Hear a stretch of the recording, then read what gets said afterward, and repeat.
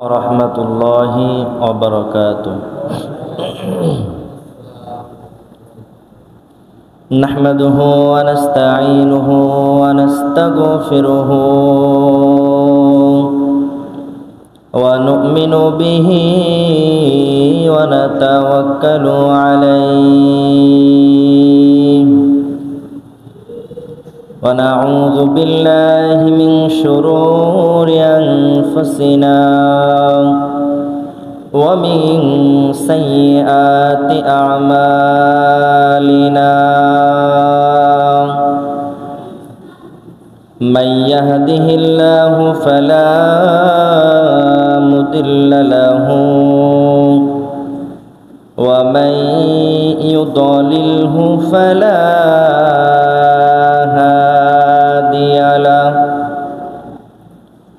نشهد أن لا إله إلا الله وحده لا شريك له ونشهد أن سيدنا وحبيبنا وحبيب قلوبنا وحبيب قلوبنا وطبيب قلوبنا وأولانا ومولانا محمدا عبده ورسوله الذي أرسله بالحق بشيرا ونذيرا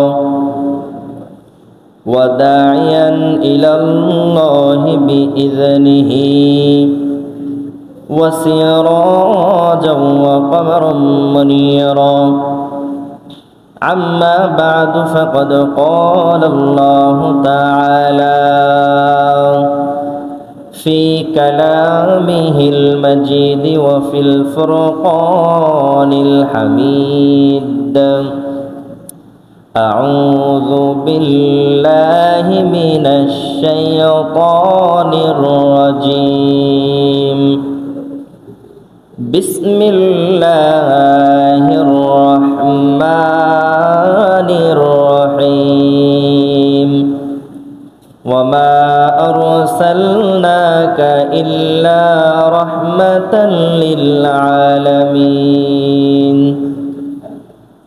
وقال تعالى في شان حبيبه وكلامه ومحبوبه إن الله وملائكته يصلون على النبي يا أيها الذين آمنوا صلوا عليه وسلموا تسليما اللهم صل على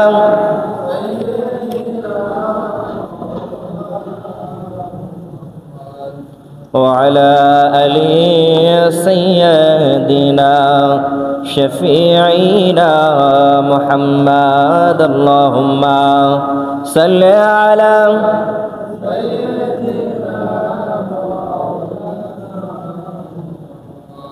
وعلى آل سيدنا شفيعنا محمد আমি যদি কখনো তায়েফে যাই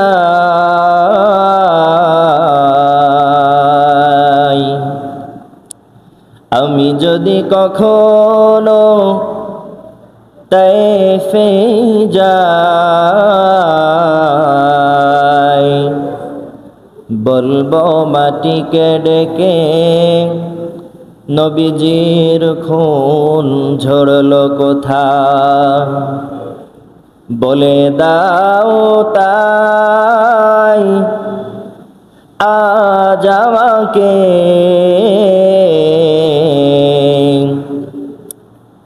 বলে দাও তাই আজ আমাকে প্রতিশোধের দাবানল জ্বালাবো হেথায় বালাগাল উলা বিকামালিহি কাশাফাদ দুজা বিজামালিহি حسنت جميع خصاله সাল্লু আলাইহি ওয়া আলিহি লা ইলাহা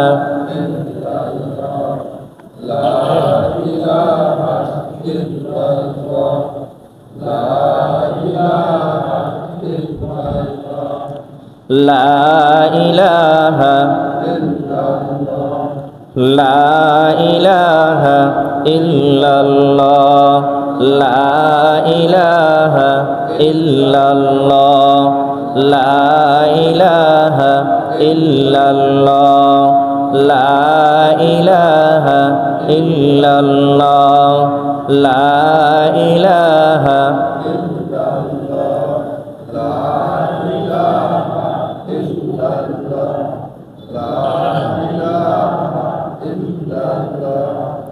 লা ইলাহা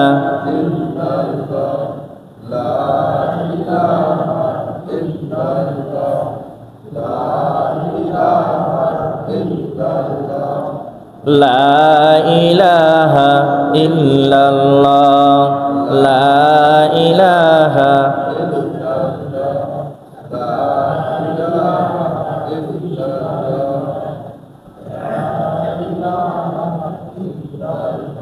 জোরে লা ইলাহা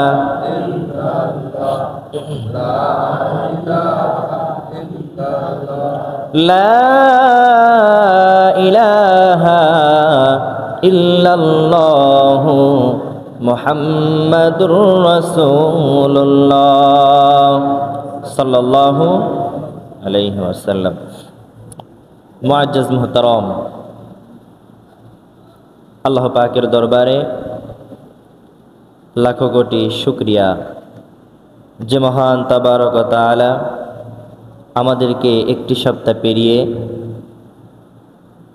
মুসলিম উম্মার একটি শ্রেষ্ঠ দিন তথা জুমার দিনে দুনিয়ার সমস্ত কাজকর্ম ব্যস্ততাকে উপেক্ষা করে আল্লাহ রাব্বুল আলামিন আমার আপনার মতো গুনাহগারকে ভালোবেসে মায়া করে মহাব্বত করে তার ঘর মসজিদে নিয়ে আসলেন।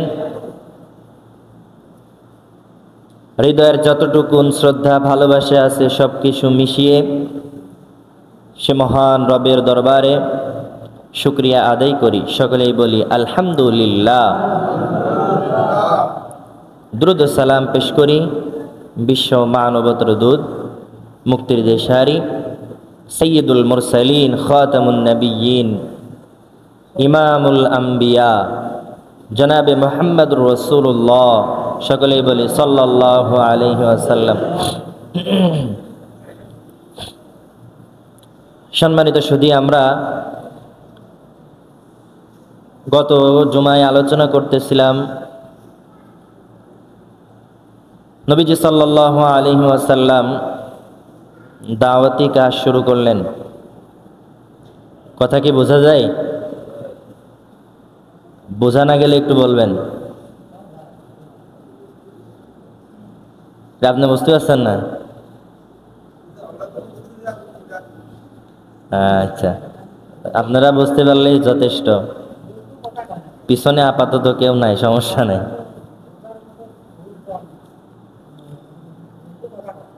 ওনাদের কাছে নামাজটা ইম্পর্টেন্ট না। শুক্রবার আসলেই হইল, না আসলে নাই, না আসলেই না। এই জন্যই মনে করেন যে একেবারে শেষে আইসা কোনো রকম জামাত ধরতে পারলে হয়। আল্লাহু আকবার। যাই হোক, আল্লাহ পাক আমাকে আপনাকে নিয়ে এসেছেন, এটা আমাদের ভাগ্য। এজন্য আপনারা খুশি না? বোঝা গেল আপনারাও মনে হয় বাসা থেকে জোর করে পাঠাই দিয়েছে নাকি? জোর করে পাঠাই দিয়েছে নাকি বাসা থেকে? আপনাদের আওয়াজ শুনে তাই মনে হচ্ছে। কি আপনারা মসজিদে আসতে পেরে খুশি না?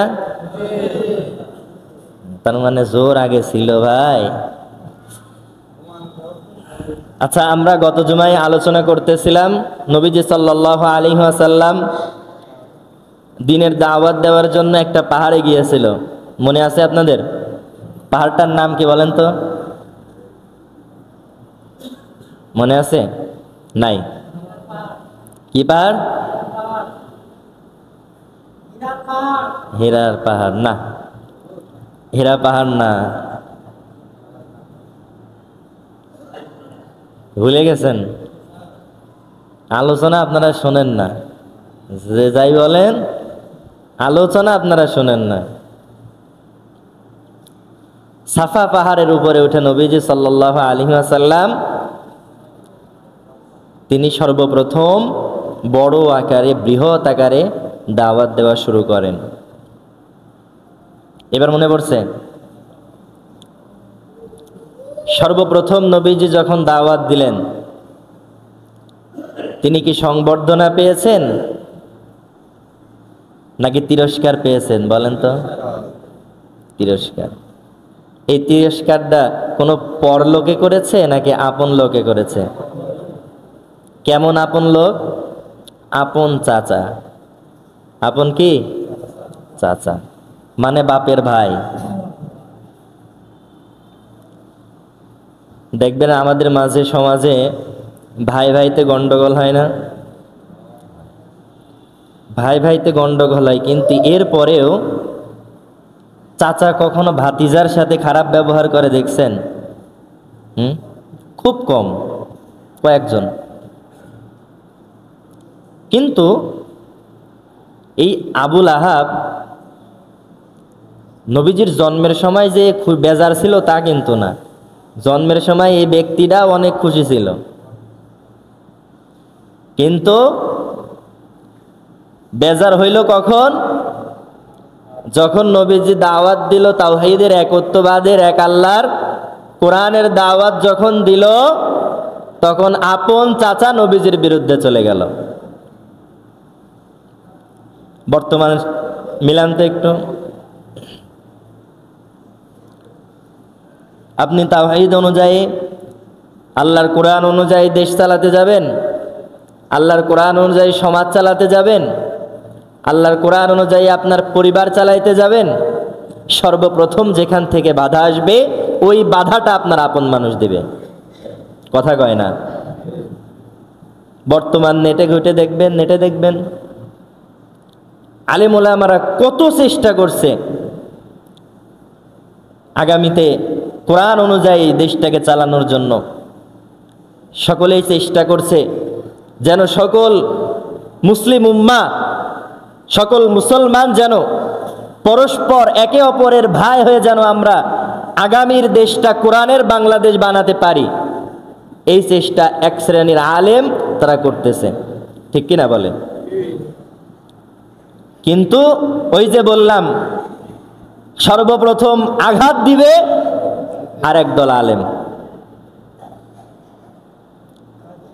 তারাই আঘাত দিচ্ছে বর্তমানে। এখন তারা বলছে অমুকের আকীদা খারাপ, তারা বলে এতদিন তোমরা হাত পাকা দিয়ে বাতাস দিয়েছ স্বৈরাচারের, মানে আল্লাহর দুনিয়ার অপবাদ দিয়ে যারা তাগুত, যারা কোরআন মানে না, যারা শরিয়া মানে না, তাদের পিছে তারা ছুটতেছে। আছে না নেই বলেন? আছে। আর কিভাবে তাদেরকে পিছন থেকে টানা যায়, কিভাবে তাদেরকে বাধা দেওয়া যায়, কিভাবে অপপ্রচার চালানো যায়, এই পায়তারা তারা করে যাচ্ছে। অথচ তারা এক প্রকার তারা নামধারী কিন্তু আলেম, তারা কোরআন বুঝে, তারা কোরআন অনুযায়ী আমল করে। অথচ যখন কথা আসছে যে কোরআন অনুযায়ী দেশ চলবে, কোরআন অনুযায়ী রাষ্ট্র চলবে, তখন তাদের গায়ে ভাটা পড়ে যাচ্ছে, তখন তাদের কলিজা পুড়ে যাচ্ছে।